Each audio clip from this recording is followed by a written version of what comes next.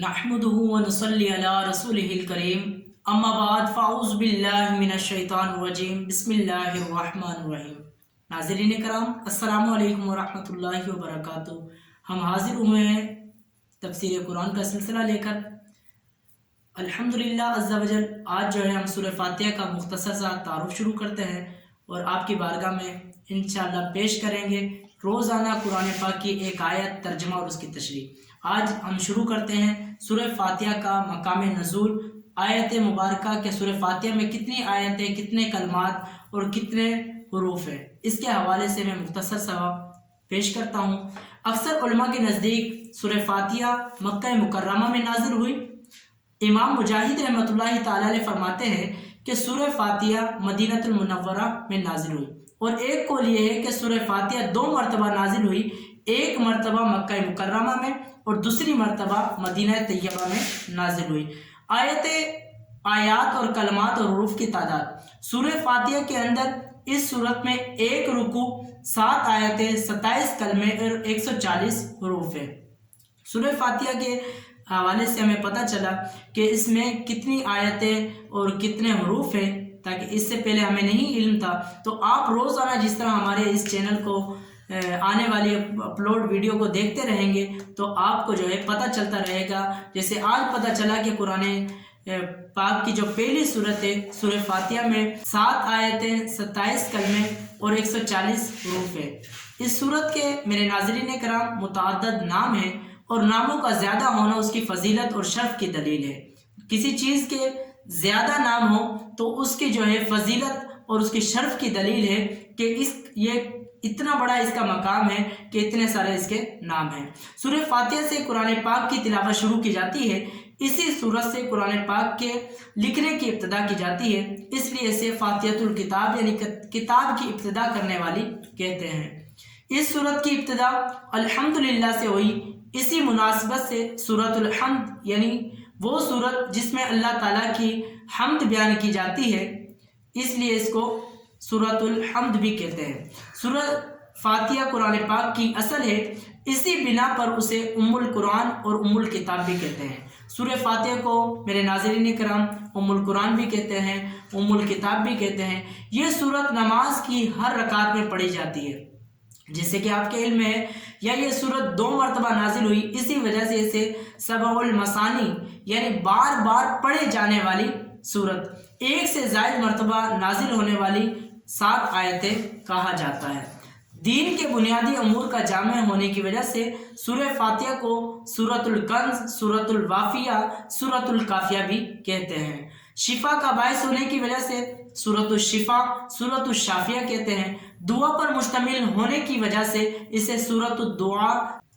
सूरह फातिहा का फ़ज़ाइल बहुत सारे हैं जो आपकी बारगाह में मैं मुख्तसर सा जो है पेश करता हूँ कि हज़रत अबू सईद बिन मुअल्ला रदियल्लाहु ताला अन्हु फरमाते हैं कि मैं नमाज पढ़ रहा था तो मुझे नबी करीम सल्लल्लाहु ताला अलैहि वसल्लम ने बुलाया, लेकिन मैंने जवाब न दिया। जब नमाज से फारिग होकर बारगाह रिसालत सल्लल्लाहु ताला अलैहि वसल्लम में हाजिर हुआ तो मैंने अर्ज़ की, या रसूलल्लाह सल्लल्लाहु ताला अलैहि वसल्लम, आपका गुलाम हज़रत सईद बिन मुअल्ला नमाज पढ़ रहे थे, इसलिए ताजदार रिसालत सल्लल्लाहु ताला अलैहि वसल्लम की बारगाह में हाजिर ना हो सका।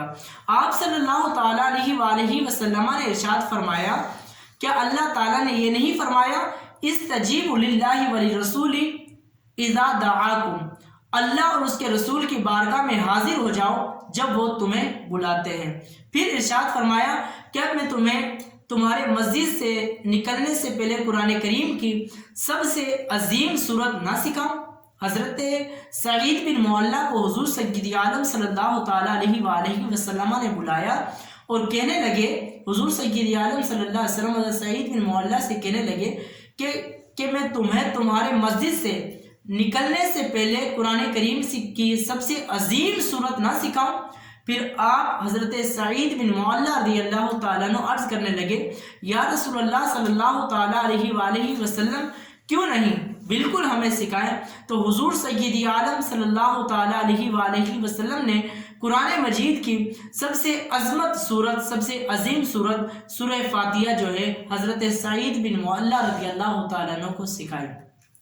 حضرت عبداللہ بن عباس رضی اللہ تعالیٰ عنہ فرماتے ہیں، حضرت عبداللہ بن عباس رضی اللہ تعالیٰ عنہ صحابی رسول ہیں، آپ فرماتے ہیں کہ حضور سید عالم صلی اللہ تعالیٰ علیہ وآلہ وسلم، حضرت عبداللہ بن عباس فرماتے ایک مرتبہ ایک فرشتہ آسمان سے نازل ہوا اور اس نے سید المرسلین صلی اللہ تعالیٰ علیہ وآلہ وسلم کی بارگاہ میں سلام پیش کر کے عرض کی، یا رسول اللہ صلی اللہ تعالیٰ علیہ وآلہ وسلم، آپ کو ان دو نوروں کی بشارت ہو جو آپ کے علاوہ کسی اور نبی کو عطا نہیں کیے گئے۔ اور وہ دو نور کیا ہے میرے ناظرین کرام؟ سورہ فاتحہ اور سورہ بقرہ کی آخری آیتیں۔ یہ دو نور ہیں جو آقا کریم صلی اللہ تعالیٰ علیہ وآلہ وسلم کو عطا کیے گئے ہیں۔ حضرت ابی بن کعب رضی اللہ تعالیٰ عنہ سے روایت ہے، حضور پر نور صلی اللہ تعالیٰ علیہ وآلہ وسلم نے ارشاد فرمایا، اللہ تعالیٰ نے توریت اور انجیل میں ام القرآن کی مثل کوئی صورت نازل نہیں فرمائی، یعنی سورہ فاتحہ کی مثل اللہ تبارک و تعالیٰ نے کوئی بھی صورت نازل نہیں فرمائی۔ حضرت عبد المالک بن عمیر رضی اللہ تعالیٰ عنہ سے روایت ہے، نبی کریم صلی اللہ تعالیٰ علیہ وآلہ وسلم نے ارشاد فرمایا، سورہ فاتحہ ہر مرض کے لیے شفا ہے۔ حضور سید عالم صلی اللہ علیہ وسلم نے فرمایا کہ سورہ فاتحہ ہر مرض کی شفا ہے۔ اگر ہم بیمار ہو جائیں یا کوئی بیماری ہمیں لاحق ہو جائے تو ہمیں سورہ فاتحہ پڑھ کر جو ہے دم کرنا چاہیے، کہ میرے آقا علیہ السلام نے حضرت عبد الملک بن عمیر رضی اللہ تعالیٰ عنہ سے فرمایا کہ سورہ فاتحہ جو ہے ہر مرض کی دوا ہے، ہر مرض کے لیے شفا ہے۔ تو ضرور جو ہے ہمیں ان باتوں پر عمل کرنا چاہیے۔ میرے ناظرین کرام، آپ کے سامنے میں نے سورہ فاتحہ کا مختصر سا تعارف پیش کیا۔ سورہ فاتحہ سے متعلق شرعی مسئلہ بھی میں آپ کو بتاتا ہوں کہ نماز میں سورہ فاتحہ پڑھنا واجب ہے۔ امام اور تنہا نماز پڑھنے والا اپنے زبان سے سورہ فاتحہ پڑھے گا، جبکہ مقتدی امام کے پیچھے خاموش رہے گا۔ اور جہری نماز میرے ناظرین کرام اسے کہتے ہیں جس میں قرات آواز سے کی جاتی ہے۔ اس کا یہی عمل پڑھنے کے حکم میں ہے۔ اللہ تعالیٰ نے کلام لاریب میں تلاوت کے وقت مقتدی کو خاموش رہنے اور قرات سننے کا حکم دیتے ہوئے ارشاد فرمایا، وَإِذَا قُرِئَ الْقُرْآنُ فَاسْتَمِعُوا لَهُ وَأَنصِتُوا لَعَلَّكُمْ تُرْحَمُونَ۔ جب قرآن پڑھا جائے تو اسے غور سے سنو اور خاموش رہو تاکہ تم پر رحم کیا جائے۔ سورہ فاتحہ کا فضائل بہت سارے ہیں جو آپ کی بارگاہ میں مختصر سا جو ہے پیش کرتا ہوں کہ حضرت ابو سعید بن معلہ رضی اللہ تعالیٰ عنہ فرماتے ہیں کہ میں نماز پڑھ رہا تھا تو مجھے نبی کریم صلی اللہ تعالیٰ علیہ وآلہ وسلم نے بلایا، لیکن میں نے جواب نہ دیا۔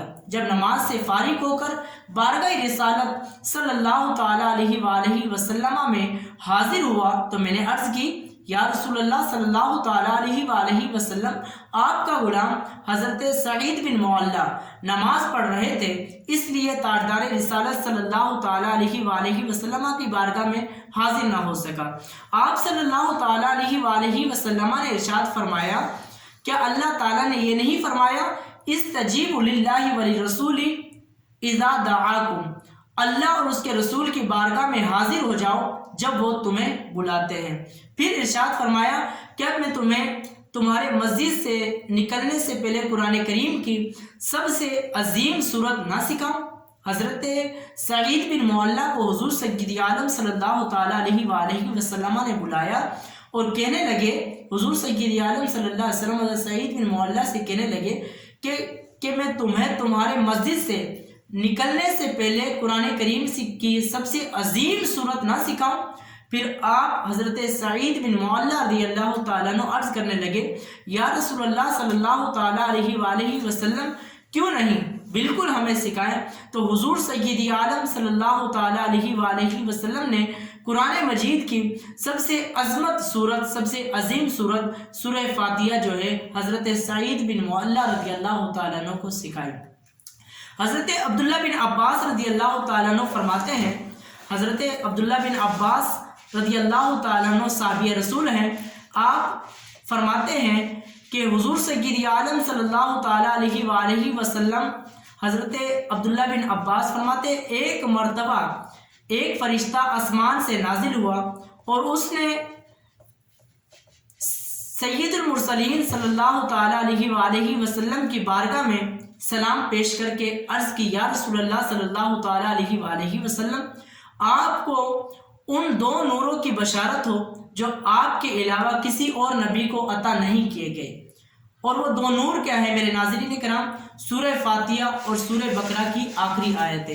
یہ دو نور ہیں جو آقا کریم صلی اللہ تعالیٰ علیہ وآلہ وسلم کو عطا کیے گئے ہیں۔ حضرت ابی بن کعب رضی اللہ تعالیٰ عنہ سے روایت ہے حضور پر نور صلی اللہ تعالیٰ علیہ وآلہ وسلم نے ارشاد فرمایا اللہ تعالیٰ نے توریت اور انجیل میں ام القرآن کی مثل کوئی صورت نازل نہیں فرمائی، یعنی سورہ فاتحہ کی مثل اللہ تبارک و تعالیٰ نے کوئی بھی صورت نازل نہیں فرمائی۔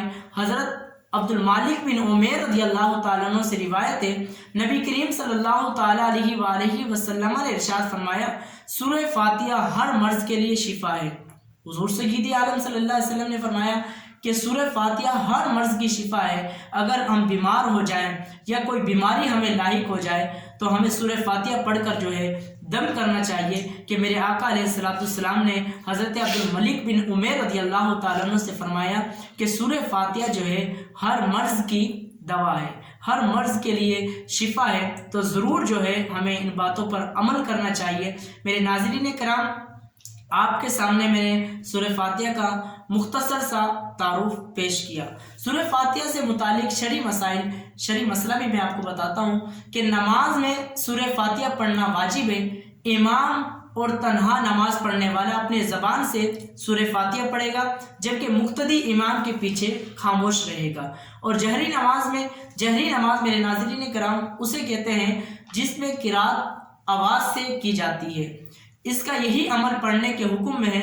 اللہ تعالیٰ نے کلام لاریب میں تلاوت کے وقت مقتدی کو خاموش رہنے اور قرات سننے کا حکم دیتے ہوئے ارشاد فرمایا وَإِذَا قُرِئَ الْقُرْآنُ فَاسْتَمِعُوا لَهُ وَأَنصِتُوا لَعَلَّكُمْ تُرْحَمُونَ۔ جب قرآن پڑھا جائے تو اسے غور سے سنو اور خاموش رہو تاکہ تم پر رحم کیا جائے۔